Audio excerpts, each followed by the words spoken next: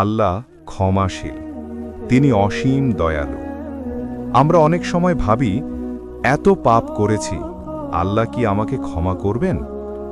আমরা মনে করি কিছু পাপ এত বড় যে তার জন্য ক্ষমা নেই। কিন্তু সত্য কি তাই? আজকের গল্প এমন এক মানুষের, যার পাপের হিসেব শুনলে মানুষ কেঁপে উঠবে। সে 100 জন মানুষকে হত্যা করেছিল। হ্যাঁ, 100 জন। তবুও আল্লাহ তাকে ক্ষমা করেছিলেন। কেন? কিভাবে? চলুন শুনি সেই বিস্ময়কর ঘটনা। সে ছিল বনি ইসরায়েলের একজন মানুষ। তার হৃদয় ধীরে ধীরে শক্ত হয়ে গিয়েছিল। রাগ, প্রতিশোধ, অহংকার, এই 3টে আগুন তার ভেতর জ্বলছিল। একজনকে হত্যা করল, তারপর আরেকজন, এভাবে 99 জন মানুষ তার হাতে প্রাণ হারালো। তার নাম শুনলেই মানুষ ভয় পেত। তার পদচিহ্ন দেখলেও লোকজন পথ বদলে নিত। কিন্তু মানুষ যতই কঠিন হোক, হৃদয়ের গভীরে এক কোণে আলো কখনো পুরোপুরি নিভে যায় না। এক রাতে নিস্তব্ধ আকাশের নিচে সে প্রথমবার নিজের কাজের কথা ভেবে কেঁপে উঠল। সে ভাবল, আমি কি সারা জীবন এভাবেই থাকব? আমার কি কোনো পথ নেই? আল্লাহ কি এতটাই কঠোর যে আমার মতো মানুষকে ক্ষমা করবেন না? এই প্রশ্ন তাকে ঘুমাতে দিত না। অবশেষে সে সিদ্ধান্ত নিল, সে জিজ্ঞেস করবে। সে জানতে চায়, তওবার দরজা কি এখনো খোলা? এবং সে রওনা হল এক আবিদের কাছে। সে আবিদের সামনে গিয়ে দাঁড়াল, নম্র কণ্ঠে বলল, আমি 99 জন মানুষকে হত্যা করেছি। আল্লাহ কি আমাকে ক্ষমা করবেন? আবিদ ছিলেন সৎ মানুষ, কিন্তু শরীয়তের গভীর জ্ঞান তার ছিল না। তিনি বিস্ময়ে বললেন, না, তোমাকে কখনো ক্ষমা করা হবে না। এই একটি বাক্য লোকটির বুক চিরে দিল। হতাশা, অন্ধকার, রাগ, তার ভেতরে আবার আগুন জ্বলে উঠল। হতাশার সেই আগুনে সে আবিদকেও হত্যা করল।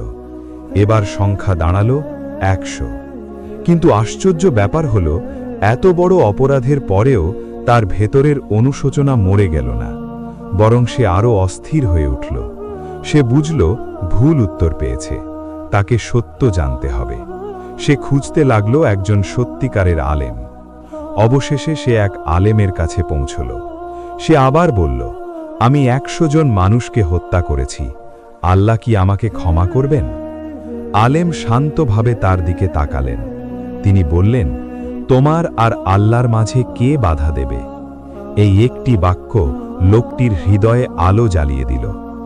আলেম বললেন, হ্যাঁ, যদি তুমি আন্তরিক তওবা করো, আল্লাহ তোমাকে ক্ষমা করবেন। কিন্তু আলেম এখানেই থামলেন না। তিনি বললেন, এই শহর খারাপ, এখানে পাপের পরিবেশ। তুমি এই জায়গা ছেড়ে দাও, একটি সৎ মানুষের শহরে চলে যাও, তাদের সাথে ইবাদত করো। কারণ পরিবেশ বদলানো তওবার গুরুত্বপূর্ণ অংশ। লোকটি এবার সিদ্ধান্ত নিল, সে সত্যিই বদলাবে। সে শহর ছেড়ে বের হয়ে গেল। পেছনে ফেলে এলো তার অতীত, তার রক্তাক্ত স্মৃতি। প্রতিটি পদক্ষেপ ছিল একটি করে তওবা, প্রতিটি নিঃশ্বাস ছিল আল্লাহর কাছে ক্ষমা প্রার্থনা। সে দ্রুত হাঁটছিল, তার হৃদয়ে এখন ভয় নয়, আশা। কিন্তু মানুষ পরিকল্পনা করে, আর আল্লাহ পরিকল্পনা করেন। গন্তব্যে পৌঁছনোর আগেই মৃত্যু এসে গেল। মরুভূমির মাঝখানে সে মাটিতে পড়ে গেল। তার চোখে তখনও আশা ছিল। সে পৌঁছতে পারেনি, কিন্তু সে রওনা হয়েছিল। মৃত্যুর পর রহমতের ফেরেশতারা এলেন, শাস্তির ফেরেশতারাও এলেন, কারণ বিষয়টি স্পষ্ট ছিল না। একজন বললেন, সে 100 জনকে হত্যা করেছে। আরেকজন বললেন, কিন্তু সে তওবার পথে ছিল। তাদের মাঝে বিতর্ক শুরু হলো। শাস্তির ফেরেশতা বললেন, সে এখনো ভালো শহরে পৌঁছয়নি। রহমতের ফেরেশতা বললেন, কিন্তু সে সত্যিকারের নিয়তে বের হয়েছিল। এই বিতর্কের সমাধান দরকার ছিল। আল্লাহ তাআলা আরেক ফেরেশতা পাঠালেন। তিনি বললেন, 2 শহরের দূরত্ব মাপো। যদি সে খারাপ শহরের কাছে হয়, সে শাস্তির যোগ্য, আর যদি ভালো শহরের কাছে হয়, সে জান্নাতের অধিকারী। ফেরেশতারা মাপলেন। আসলে সে খারাপ শহরের দিকেই একটু বেশি কাছাকাছি ছিল। কিন্তু তখন আল্লাহ জমিনকে নির্দেশ দিলেন, ভালো শহরকে কাছে আনো, খারাপ শহরকে দূরে সরাও। ফলাফল বদলে গেল। এই গল্প আমাদের জন্য।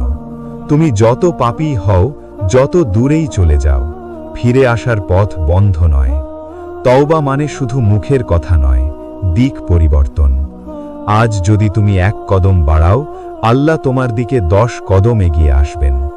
তওবার দরজা বন্ধ হওয়ার আগে ফিরে এসো, আল্লাহ অপেক্ষা করছেন। সে ভালো শহরের কাছাকাছি হয়ে গেল। এভাবেই 100 খুনের পরেও আল্লাহ তাকে ক্ষমা করলেন, কারণ তার নিয়ত ছিল সত্য।